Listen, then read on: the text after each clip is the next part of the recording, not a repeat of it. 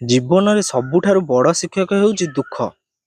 ବନ୍ଧୁ, ଆଜି ଯଦି ତୁମେ ଦୁଃଖରେ ଅଛ, ଯଦି ତୁମର ମନ ଭାଙ୍ଗି ଯାଇଛି, ଯଦି ଲାଗୁଛି ଯେ ଜୀବନ ତୁମକୁ ହରାଇ ଦେଉଛି, ତେବେ ଏହି କଥା ଗୁଡ଼ିକ ତୁମ ପାଇଁ।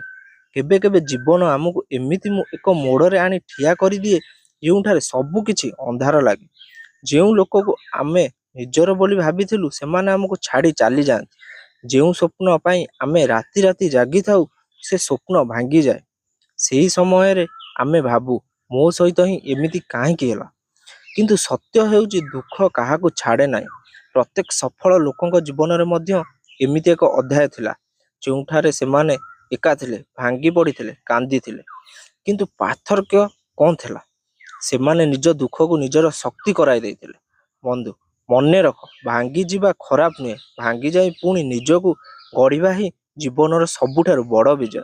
ଆଜି ଯଦି ତୁମର କେହି ସାଥୀ ନାହାନ୍ତି ତାହେଲେ ମଧ୍ୟ ଚିନ୍ତା କରନି, କାରଣ ଜୀବନର ସବୁଠାରୁ ବଡ଼ ଯୁଦ୍ଧ ଆମକୁ ଏକାକୀ ଲଢ଼ିବାକୁ ପଡ଼େ। ଯେତେବେଳେ ସବୁ ଛାଡ଼ି ଯାଆନ୍ତି ସେତେବେଳେ ତୁମେ ନିଜକୁ ଚିହ୍ନି ପାରିବ। ଯେତେବେଳେ ତୁମର ଆଖିରୁ ଲୁହ ଝରେ ସେତେବେଳେ ତୁମେ ଜାଣିପାରିବ ଯେ ତୁମେ କେତେ ଶକ୍ତିଶାଳୀ। କେବେ ନିଜକୁ ଛୋଟ ଭାବନି, କାରଣ ଯେଉଁ ଲୋକ ଦୁଃଖ ସହିପାରେ ସେ ଦୁନିଆରେ ଯେକୌଣସି ଚ୍ୟାଲେଞ୍ଜକୁ ମୁହଁ ଦେଇପାରେ। ଆଜି ଯଦି ତୁମେ ହାରି ଯାଉଛ ତାହାର ଅର୍ଥ ଏହା ନୁହେଁ ଯେ ତୁମର କାହାଣୀ ଶେଷ, ଏହା କେବଳ ଏକ ଅଧ୍ୟାୟ। ମନେ ରଖ, ସବୁଠାରୁ ଅନ୍ଧାର ରାତି ପରେ ହିଁ ସୂର୍ଯ୍ୟ ଉଦୟ ହୁଏ।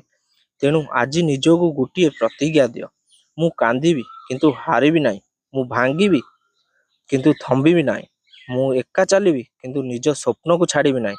କାରଣ ଗୋଟିଏ ଦିନ ଆସିବ ଯେଉଁ ଲୋକମାନେ ତୁମକୁ ଅବହେଳା କରୁଥିଲେ ସେମାନେ ତୁମର ସଫଳତା ଦେଖି ଆଶ୍ଚର୍ଯ୍ୟ ହେବେ।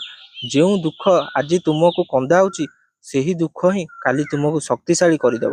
ତେଣୁ ଉଠ, ନିଜ ଲୁହ ପୋଛ, ନିଜ ହୃଦୟକୁ ମଜବୁତ କର ଏବଂ ଆଗକୁ ବଢ଼। କାରଣ ତୁମର କାହାଣୀ ଏଯାଏଁ ଶେଷ ହୋଇନାହିଁ। ତୁମର ସର୍ବଶ୍ରେଷ୍ଠ ଅଧ୍ୟାୟ ଏବେ ବାକି ଅଛି। ଜୀବନ ତୁମକୁ ଯେତେ ଥର ଭାଙ୍ଗିବ ସେତେ ଥର ଆହୁରି ଶକ୍ତିଶାଳୀ ହୋଇ ଫେରି ଆସେ। ଧନ୍ୟବାଦ। Keep fighting, keep growing, never give up. ରହୁଛି। ରାଧେ ରାଧେ।